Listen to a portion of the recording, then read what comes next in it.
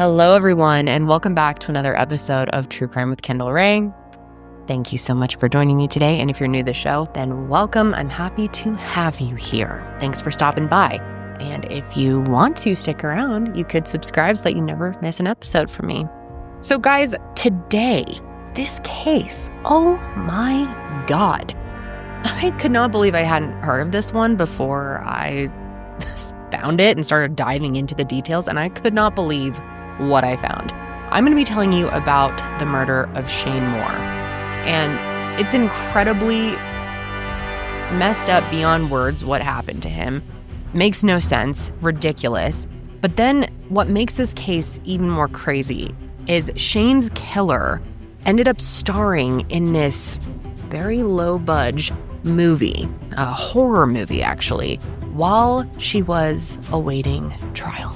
Yeah, you heard that. Now, I've covered a lot of criminals who have done some pretty whack-ass things, but honestly, I can't think of anyone who went on to try and launch their acting career after killing someone. It is just beyond words bizarre how this person acted and how they committed this crime in such a callous way. And another reason why I wanted to cover this case is it hasn't gotten a whole lot of coverage, and Shane has been kind of overshadowed in this case overall because his killer, caused such a scene, made such a, what's even the word for her? I was going to say a production, I guess technically, yeah, a production. But a lot of the coverage has been totally focused on her.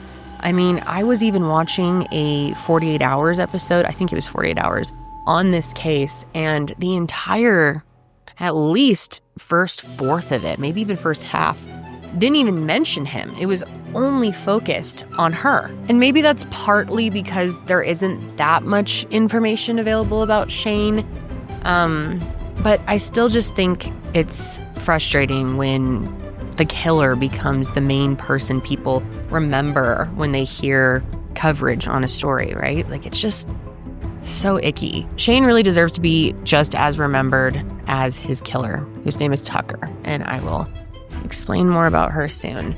So thanks for tuning into his story. And before we get into the case, I need to thank today's sponsor, which is BetterHelp. And thanks to them, I'm able to continue funding grants through the Higher Hope Foundation. My personal health journey over the last couple years is something that I am actually really proud of. I wanted to get in the best place I could physically and mentally before having another baby, and a huge part of that has been therapy. How I show up as a mom, as a wife, as a friend, as a daughter, as a boss matters every single day. And if I'm not taking care of me at the end of the day, then I'm not able to be there for the people who need me. Through therapy, I've been able to develop my toolkit for managing my anxiety, also working through things from my childhood. And I've also just learned how to trust myself, know that I've got it, and be confident as I am transitioning into motherhood. Now, finding the right therapist is absolutely crucial because they don't just listen, they provide you with the tools that you're going to use. But finding that person shouldn't be the most difficult part. Now, for me, I knew that I wanted to do virtual therapy in the last couple of years because I just became way more busy and I didn't want to take the time to actually drive to a therapist. So I do my therapy right from bed, and it's amazing. And so if you're looking for a therapist, BetterHelp could be a great solution for you. You just answer a few questions about what you're dealing with, and they'll match you with a licensed therapist in just a couple of days. And if it's not the right fit, you can switch at any time, no extra cost. You don't need more barriers to getting help. You need fewer. Click the link in my description or go to betterhelp.com/Kendall Rae to get 10% off your first month of therapy. Thanks again to BetterHelp for sponsoring this video, and let's go ahead and get into today's case. So Shane Moore was born in 1953 in New Jersey, and he was the middle of 5 children. I couldn't confirm what his father's name was, but I do know his mother's name was Lore, and she'll come up a little bit more later on. But anyway, when he was a kid, his father was an admiral in the Navy, and so their family moved around a lot. And after high school, Shane decided to move to California to study law, and he graduated from UC Hastings in San Francisco. But once he passed the bar exam, Shane never actually practiced law. Instead, he followed his passion and opened up an antique bookstore, which I love hearing stories like this of people who go get a big degree like a law degree or a doctorate or something like that, and then they end up just doing what they love in life anyway. Instead, they don't feel pressured because they got this degree that they can't go do what they want. I just love people like that. I think that tells you a lot about Shane just right off the bat. So he lived in Northern California until 2000, and then he moved to his parents' ranch in Southern Oregon. And he did that because his dad had been diagnosed with ALS. So Shane and his parents agreed that he would just go ahead and be his dad's live-in caretaker, which is a lot to take on. That's a heavy role, especially to play with the family member, right? And according to one of his brothers, Shane really did a lot for his parents. So he lived at the property, he maintained the property, he did the grocery shopping, he would even help carry his dad from his wheelchair into his bed or the shower. And then that same year, his sister Kelly and her kids moved onto the ranch as well. Now, Kelly is our second major player in this case, and let me just warn you right now, this woman is really something. Kelly was Shane's younger sister by about 4 years, and she also studied law in California. She graduated from UC Berkeley and then moved to Los Angeles to practice at a prestigious law firm where she even represented Anna Nicole Smith at one point. And while she was in LA, she ended up meeting and marrying an actor named Daniel Reed. The two of them actually wrote a book together called Deadly Medicine, which was actually pretty successful and was eventually adapted into a TV movie. And in 1989, which was just a month after the book's publication, the two of them welcomed their first child, a girl named Aisling Tucker Moore Reed, who went by Tucker. They would also go on to have 2 more kids, but while growing their family, they also just sort of hit a wall with their new careers in entertainment. Apparently, they just couldn't get any other work after the book, so it seemed like they were becoming one-hit wonders when it came to their success. And oftentimes, when there is stress on a relationship, financial stress, work stress, whatever else was going on in their lives, it leads to things becoming really turbulent. And they were constantly fighting.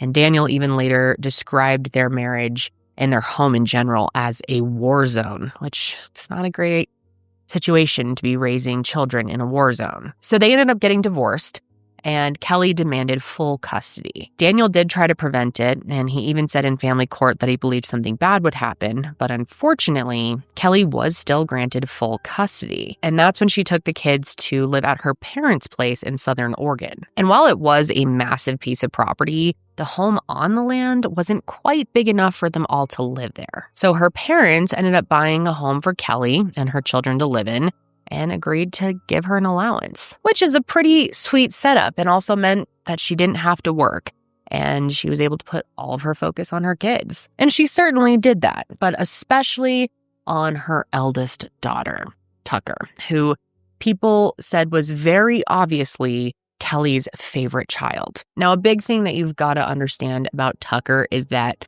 the girl had a real passion for performing, being in the spotlight. When she was a kid, she acted in local theater, and Kelly was so supportive of it that she would even create little costumes for her. She attended Ashland High School, which had an incredible theater program, I guess. And Kelly, she was really along for the ride of it all. She did Tucker's hair and makeup for every one of her performances, and even some of her classmates made fun of her for it. But that really didn't seem to bother Tucker much, and it didn't stop her from becoming incredibly close to her mother. And Kelly was really giving the classic stage mom, theater mom, whatever you want to call it, living vicariously through her child, hoping to fulfill her own hopes and dreams through her kid, which always turns out well, right? The two of them were just very committed to acting and really believed that it was going to take them far in life. And even a friend of Kelly's said that she would talk about how she would be set for life when Tucker became a famous actress. The two of them were so focused on the entertainment industry that Tucker's yearbook quote about her future plans was,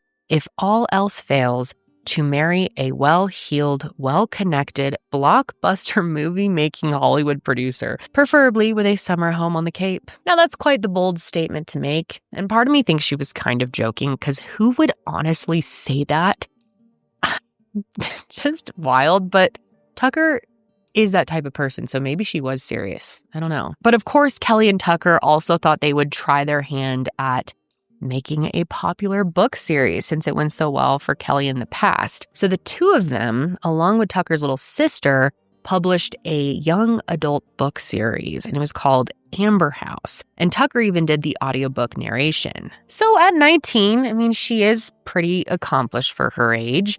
And it made sense when she decided to move to Los Angeles to attend the University of Southern California. But Tucker's time there was complicated because a few years into school, she ended up filing a civil suit and complaint with USC against an ex-boyfriend for sexual assault. And I don't know the details of this entire situation. All I do know is the Student Judicial Affairs Committee investigated but found no proof of an assault. So take that for what you will. Of course, this doesn't mean that this didn't actually happen to her. I have no idea. I always start by believing victims. And I have, I guess, plenty of reasons to not believe Tucker, but not with that specific situation. I just can't say. But she did end up launching a campaign against the school by holding a press conference on campus. She did interviews for major outlets like CNN. She wrote op-eds about her experience for various publications. And sexual assaults oftentimes are not handled with the care that they should be, especially on college campuses. That's something we see all the time. But like I said, people really do question if she was telling the truth. You're going to have to make your own judgment call on that one. But I thought I would also tell you that her ex-boyfriend vehemently denies the claim and actually even sued Tucker for libel. And I've seen two different reports about what happened with the suit. I've seen that both of their suits have actually been dismissed. And then it's also been reported that she settled with him. And then as part of her settlement, she wasn't ever allowed to speak about him at all ever again. So while I couldn't determine exactly how the courts played out, I did learn that Tucker dropped out of USC. And around 2013, she moved back to Oregon to live with Kelly. And around this time, their family's dynamic had completely changed. And it was all because of money. And that is the case for so many families out there. It's very sad how it can be a real source of drama and tension for families, but these people really took it to a whole other level. So let me explain. Now, even though Kelly and Shane had 3 other siblings, their parents decided that the 2 of them would receive everything when they passed away. Kelly would get the home she lived in, while Shane and she would split the ranch property 50-50. But once their dad passed, that plan became convoluted. And that was mainly because Kelly was constantly taking money from her mother. She hadn't worked in years at that point, and any income that she did have was whatever her mom was giving to her. And it seems like after their dad died, there were no longer any sort of guardrails on how much money she was taking. And it became so excessive that their mother, Laura, remortgaged the ranch property for around $900,000, which ended up being used like Kelly's own ATM. And it became so bad that at one point, one of Kelly's other brothers tried to confront her about it and put a stop to it. And she did not like that. She ended up coming after him with a fireplace poker. So, yeah. Wasn't a great situation, and Shane was very upset about all of it. Not only was he upset just because he didn't like seeing his mom getting used, but remortgaging the property really screwed him over as well. By this point, the property value had been diminished quite a bit, and this is property that he was also set to inherit. And it seemed like none of the money that Kelly was getting was ever really enough for her. She always needed more, and at one point she even wanted to harvest every single one of the trees on the property and then sell them to a lumber yard for extra money. But when the lumber workers showed up, Shane stopped them and said that since the property had been remortgaged, it was illegal to cut down the trees without informing the bank. So they immediately left. And when Kelly found out about this, she was furious, and she and Shane got into a massive argument, which would really become a common occurrence for the 2 of them. Their fights would become increasingly vicious, and one of the worst ones happened in 2016. The 2 of them were arguing about what else? Money. And then out of anger, Shane threw a gas canister, which ended up hitting Tucker in the face. Shane did claim it was an accident, but Tucker and Kelly said that it was an intentional assault. So they ended up pressing charges and then took out an order of protection against Shane, and he was then arrested for 4th-degree assault. So then that incident led to Kelly trying to take swift action when it came to their inheritance. She started drafting a new will for her mother, which stated that if anything were to happen to any of them or their property, that Shane would be disinherited. But Shane ended up catching wind of this, and he formulated a plan. He asked his mom to sign a grant deed, which would immediately split the property, and this would guarantee what was promised to him, half of the property, without Kelly's debts affecting his portion anymore. So Laura ended up agreeing to this, and then Shane arranged for a notary to come by and finalize the document. And this is when all the family drama over all the years really reached a fatal boiling point. It was July 26th, 2016. And the notary came by that day, a woman named Carla, and she said as soon as she arrived on the property, everything was just bizarre right away. And I feel so bad for Carla. She had no idea what she was walking into. She had never met their family before this. She had no idea what was going on between all of them. She had only communicated with Shane and only over text. So when she arrives on the ranch, one of Shane's friends, a man named Carlton, meets her at the gate and tells her to drive up to the house. And when they get there, Kelly and Laura are sitting at the kitchen table while Tucker is silently standing in the corner. And according to Carla, Kelly was yelling the entire time and demanding to see the document. And after a few minutes, Shane appears on the porch. And what Carla didn't know at the time is that Shane couldn't actually come into the home because of the order of protection that Tucker had taken out on him. So then Kelly said that Laura wouldn't sign the deed and became so upset that she actually tore up the document. And when Shane saw this from outside the house, he began to walk towards the front door, but Kelly ran to get it first. Then Tucker grabbed a gun from under a towel that was on the table the entire time, which is important to keep in mind. Tucker then follows her mother over to the door, and that's when Carla hears a gunshot. And of course, she starts freaking out. I mean, this poor woman is literally just there to do her job. And now a gun is going off. So she does what most people would do in a situation like that and immediately tries to find a phone to call 911. And she finds a landline, but the call wasn't going through. And that's when Kelly returned to the kitchen holding the gun by her waist. Carla asked her to hand it over, but Kelly sternly told her no. And then a few seconds later, dispatch returned their call, and that's when she was able to tell them what was going on. Who's this? This is Jackson County 911 emergency. Yes, I need somebody out here right away, and I need an ambulance. Tell me what the emergency is. I didn't see anything. All I can tell you is a gun went off. Okay, listen to me. They're on their way. Are you in danger? Yes. The dispatcher then asked Carla to hand the phone to someone who was near the victim, so she passed it to Laura, and then she took that as her chance to leave what she felt like was a very dangerous situation. I would feel the same way, but as she was making her escape, she found Shane lying on the front porch, bleeding. And later on, she noted how weird it was that he was that far away from the front door. She just didn't understand how that could have even happened. Now, out of respect for Shane, I don't want to play any more of the 911 call. It's just horrible. You can hear him screaming in pain and agony, really, during his final moments. But I do think it's important that I explain some really significant moments of it. At some point, dispatch was talking to Kelly and attempting to walk her through CPR, but she told them she wouldn't do it because she wanted Shane to die, which is horrific to hear anybody say about anyone, let alone a family member, let alone their brother. And in all of this chaos, Shane's friend Carlton came to the scene and tried to do what he could to save him. And while all of this is going on, dispatch is talking to Laura, and in the background you can hear Kelly screaming, "Die, die, die," to Shane. And thinking about his final moments, oh my God, dude, it makes me like sick to my stomach. Imagine, I can't even imagine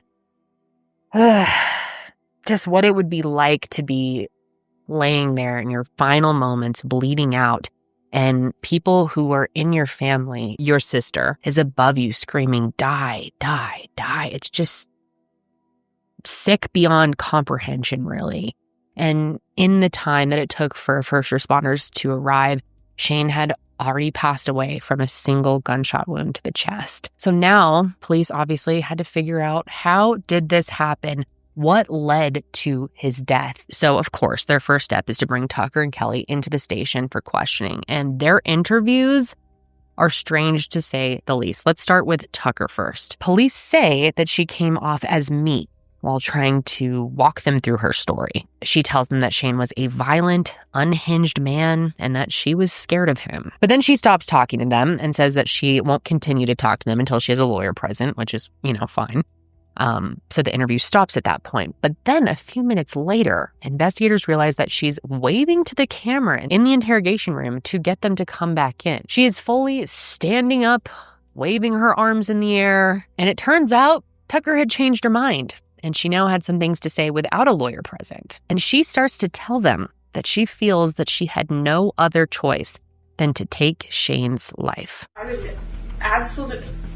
absolutely sure he was going to kill my mother. You know how, like, in horror movies, the hand goes around the door? Right. And he was, like, wedging himself so the door couldn't be closed again. How are you holding the gun at this point? It was only in one hand. I sort of remember just sort of having it in the air. Do you make a conscious decision to fire the gun? I don't think, no. Tell me about that. Because to fire a gun, I've always thought you had to cock a gun. This gun doesn't do that. It just fired. Can you, in your best words and your best recollection, tell us, best you can, exactly what you said to her when you got up there? Just reenact it for us. As loud as you need to be. You know you're not supposed to be here. Get out of here. I have a gun. Leave. You're violent. We all know you're violent. Get out of here. It was very loud. There was no mistaking it. Mom was against the door and trying to push the door, and I could see Shane, and he was trying to get in. So, as you heard, Tucker claims that she had no idea how to use the gun.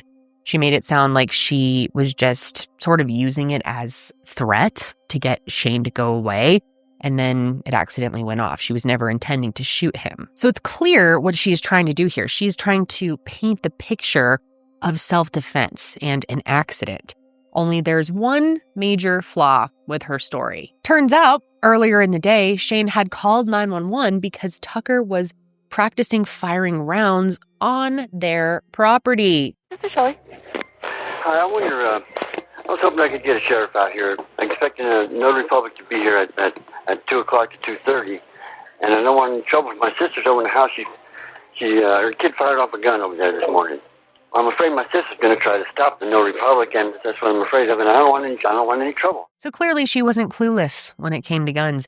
And it's really just upsetting to hear that Shane was worried about his safety around Tucker and about her having a gun, only to end up being killed by her, shot by her, hours later. And what's even more upsetting and frustrating is that first responders never actually came to the scene for this call because they felt like it was a civil matter. And I just can't help but wonder how things would have played out if law enforcement had taken that call seriously, if Shane would still be alive. I mean, I feel like there's a good chance. But anyway, back to the interview. So the investigators tell Tucker, of course, that they know she understood how to shoot based on that call.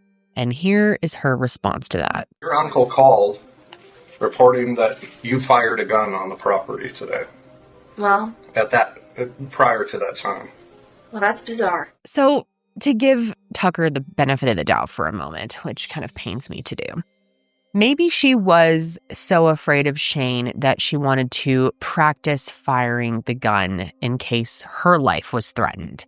But why wouldn't she tell investigators that if that was the case? I mean, she herself even tells them that she and Kelly put the gun on the table for easy access. Let's put it in a central place. Okay. Just, you know.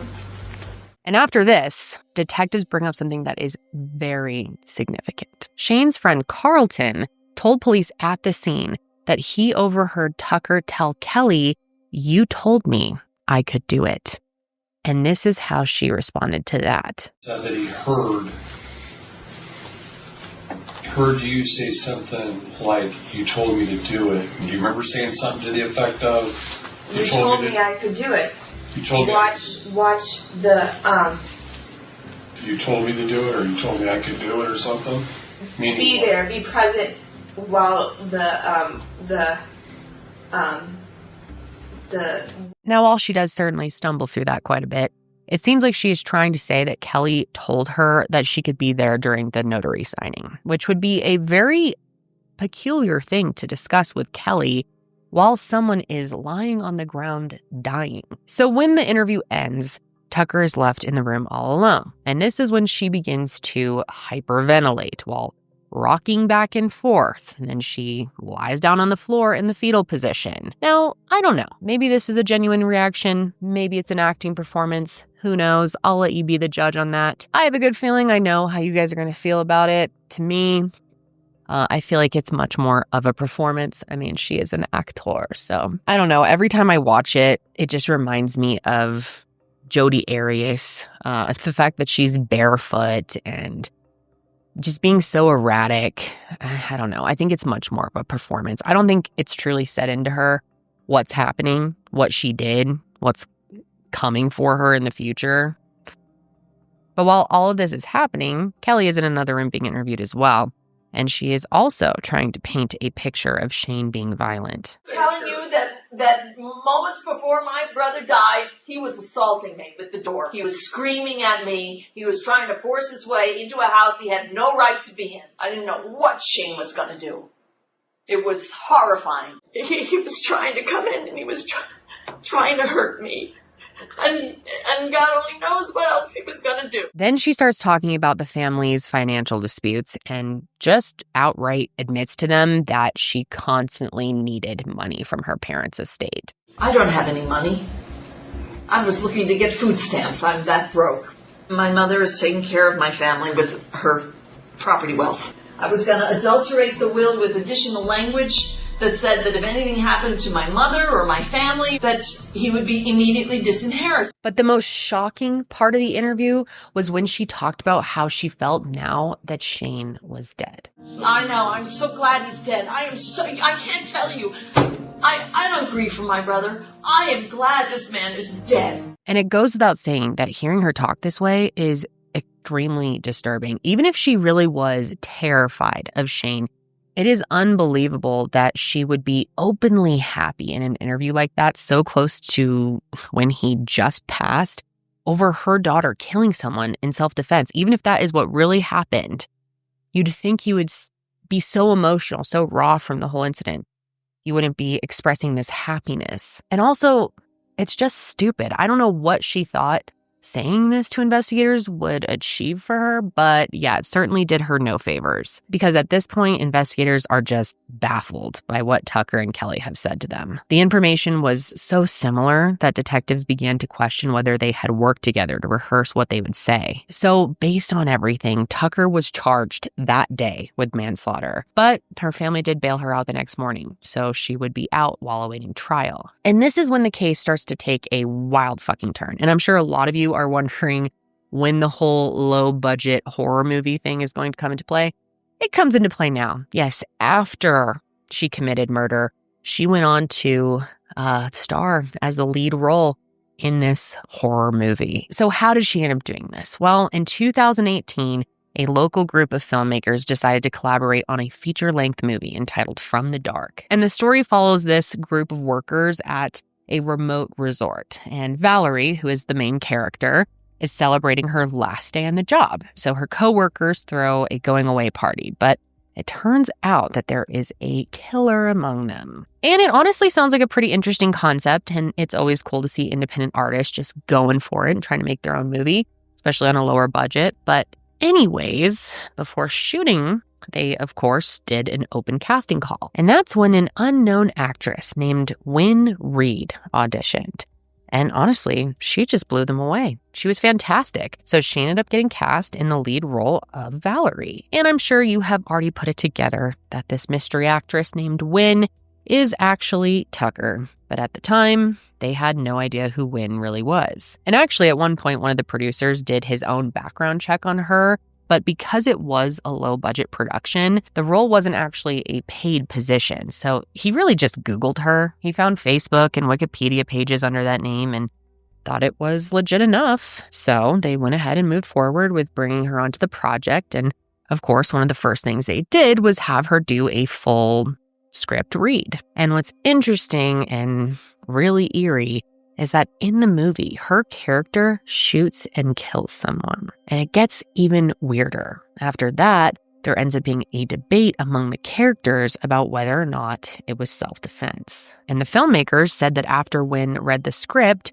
she just told them she thought it was fantastic, and she didn't mention the shooting scene at all. And then the next day, she signed a contract to be the leading lady, knowing full well that she would have to act out a killing similar to the one she had already committed in real life. And you know how actors will talk about how they pull from real life experiences or experiences of those they're close to get their emotions right when giving a performance? Well, I wonder if when she got to that part of the script, she thought, I could really nail this moment. I have literally been in this exact situation. And it's really creepy to think about. So anyway, filming began in April of 2018, and everyone on the set had good things to say about Wynn. According to them, she always wanted to rehearse with the other actors. She communicated really well with the crew and was always prepared for really tough scenes. But there was one person on set who had some suspicions about who Wynn really was. And her name is Meg Windows. And she was acting in one of the film's supporting roles. And she actually had a feeling that she knew Wynn as Tucker back in high school when they were both in the theater department. Do you ever have that moment where you recognize someone,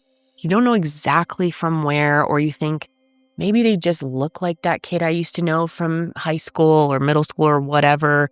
You don't really know if they are. You can't even remember their name. It was kind of a situation like that. And she remembered Tucker for being extremely talented.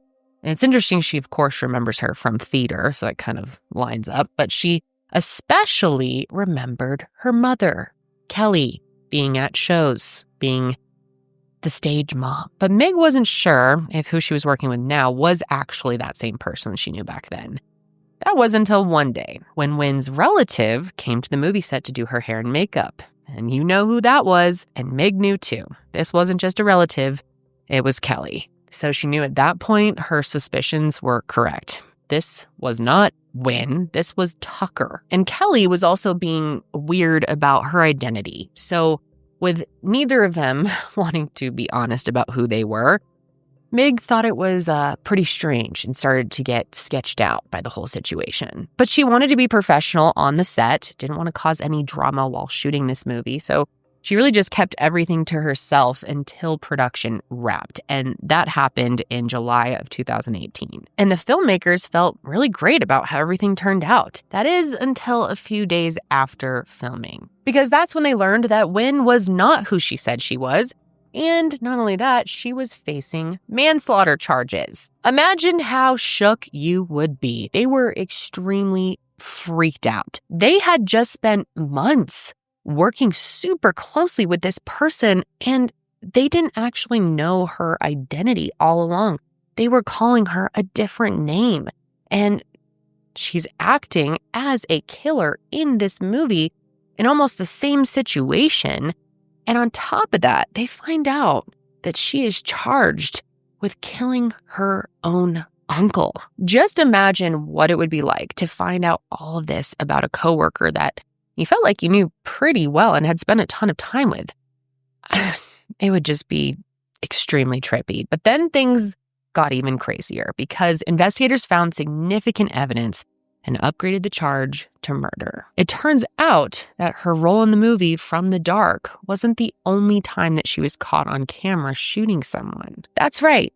Tucker had made her own little movie, and it was a video of herself killing Shane. So in the lead up to the trial, her defense team came across the video in the discovery phase. And at first this is hilarious. They turned it over to the prosecution, telling them that this video would prove that it was self-defense, only it was the complete opposite. Now, I won't play all of it. It is disturbing, but I will share some significant moments leading up to Shane's death. So first, Tucker captures Kelly, Lore, the notary, and Shane's friend Carlton walking in. The video shows the conversation at the table about the grant deed while Shane is outside the home looking through the window. But then everything escalates. Oh, this is a grant deed? So do you know this? Oh, this is not getting signed. Okay. Do you know anything about this? No. It was not getting signed. He's coming into the house. God damn it. Pick up the gun. She's not signing a grant deed, Shane. I thought it was a will. She's not signing a grant deed. Yeah. You son of a bitch. Right after this moment, the video briefly shows the front door, and we can clearly see Kelly standing in front of the open doorway, but we don't see Shane. And we definitely don't see Shane ramming the door the way that Kelly and Tucker had claimed. And also, if you remember, the notary specifically said that she saw that Shane wasn't actually close to the door. She was so confused about how he was so far back from it. So obviously, both of these things completely contradict their stories. Then, in the video, Tucker walks right up to the door and shoots him without giving Shane any time to react. And this is so awful. I mean, the video is just so brutal, but in it, you can hear Shane screaming in shock and pain. And then Tucker puts the phone down, but it keeps recording the audio and it picks up some significant things. And specifically, it picks up Tucker's reaction when she finds out that Shane is still alive. Give me the gun, honey. Give me the gun. Why? You need the gun. Here. He's not dead. No, he's not.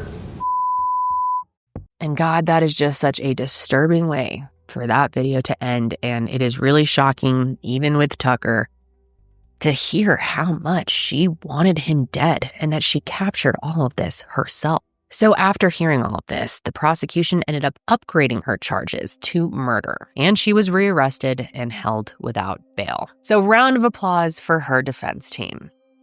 Excellent work, you guys. Now, as you probably guessed, Tucker was pissed about this situation. And in January of 2019, her attorneys requested a bail hearing. And this was actually treated more like a small trial, including witnesses and evidence being presented as well. And one of the most significant moments was when Kelly took the stand. And of course, she did so in her typical dramatic style. And once again, of course, she painted Shane as someone who's trying to harm her, and that Tucker was just protecting her mom. Was mostly saying, this is my property. You better not up my deal with mother, Kelly. You better not up my deal with mother. I was afraid. I was more afraid than I've ever been. And I wanted Tucker to come outside with the gun. I wanted to have the gun. I was that afraid. And Tucker came out and she gave me the gun, and then she took it back from me because she could see that I was panicked, and she also knows that I'm half blind. But the video taken on her phone was played in court. And as we know, it tells a much different story. And actually, one of the filmmakers was there that day because he believed Tucker acted in self-defense. And he just wanted to show his support. But once he saw that video in court, he completely changed his mind. So that support did not last long. And it also seemed like the judge was pretty swayed by the video and decided not to grant bail. And when they were giving the ruling, Tucker put on quite a show for us all. It's honestly sort of entertaining to watch. It's just the theatrics are so over the top. I've seen so many similar moments in court footage before. This one's up there. Ms. Reed, if you don't behave, I'm gonna just have to remove you from the courtroom. So if you do, I can't. I feel like I'm gonna pass out. Okay. I feel like I'm gonna throw up. Oh my God. Oh my God. And if you listen closely in this next clip, you can actually hear her screaming at the top of her lungs from down the hallway. They're about returning the security to those who posted bail for her. And another filmmaker was there, and he said that it was hard to tell if this was a genuine reaction or if she was just giving another performance. I mean, I know where I stand on that. In my opinion, it's all very obviously an act. It's all bullshit. But I do get that for some people it's kind of hard to tell, and some people do feel torn about it. mean, it's hard to make a decision because she is so good at selling it, I guess. I don't know. I don't think she's that good, but let me know what you think. And I also wanted to point out that normally I wouldn't cover a bail hearing, but because of those theatrics, I felt like I needed to mention it. And I also needed to mention it because Tucker never actually went to trial. As we have talked about in so many cases in the last couple years, when COVID first hit in 2020, the court system really just came to a screeching halt, and it caused a lot of delays. Plus, the prosecution was worried that Tucker, with her acting background, would be able to convince a jury that she was innocent. So they offered an agreement, and she ended up pleading guilty to manslaughter in exchange for a sentence of just 6 years. Now, the date that she was supposed to get out was November of 2024, but I actually could not find any information out there about if she has been released or not. And if she was released, I have no idea where she is now. I did find something interesting about her time in prison, though. In 2020, she was actually charged with possession of heroin and supplying contraband after a search of her cell was conducted. So it is possible that maybe that added to her sentence and she isn't released yet, but if she isn't out already, she may be soon, which is really gross to think about. Of course, if someone had served their time and reformed themselves, then yeah, release makes sense. But 6 years is not nearly enough time for what Tucker did. And I just hate so much when cases end this way, with the killer getting such a light sentence. It's just such a slap in the face to the victim and everyone who loved them. But I am very curious to see what Tucker will do next. I mean, will she try to make a return to acting, or maybe she'll live a quieter life? Probably would be wise. But I could totally see her going under a different name, maybe moving somewhere with Kelly and continuing to try to be a star. And speaking of Kelly, I wasn't able to find anything about her either, and what happened to her, what she's doing now. And God, it pisses me off that she got away with, no accountability. I have no proof, it's just my opinion, but I think it's pretty obvious that she had some involvement in this. And it makes me sick thinking about, after everything that she did, now that Shane's gone, she's probably set to inherit everything from her family, which is just unbelievable. Because that would mean that Tucker and Kelly got exactly what they wanted in the end. All they had to sacrifice was 6 years of Tucker's life, as far as I know. Meanwhile, Shane, on the other hand, had his life and his reputation as well just taken from him in an instant by his own family. Yeah, man, this one is really tough to wrap up. I just don't think justice was truly served. The fact that Kelly didn't get any punishment really bothers me. No accountability at all. Maybe made off with all the money. I don't know, man. It's just disgusting. And poor Shane. And there's only one picture of Shane. I'm sure you guys noticed. His case is often represented, like I said earlier, with Tucker as the star of it all, really. For the only episode or documentary on this case to have focused half of it, or more than half of it, but the first half of it just on Tucker is just so disappointing. I just feel so bad for him. I guess all we can hope at the end of the day is that maybe Tucker is still in jail and that karma gets both of them. But that is going to be it for me today, you guys. I definitely want to hear your thoughts on this case, so let me know. I'll be back next week, of course, to tell you about another case. And until then, stay safe out there.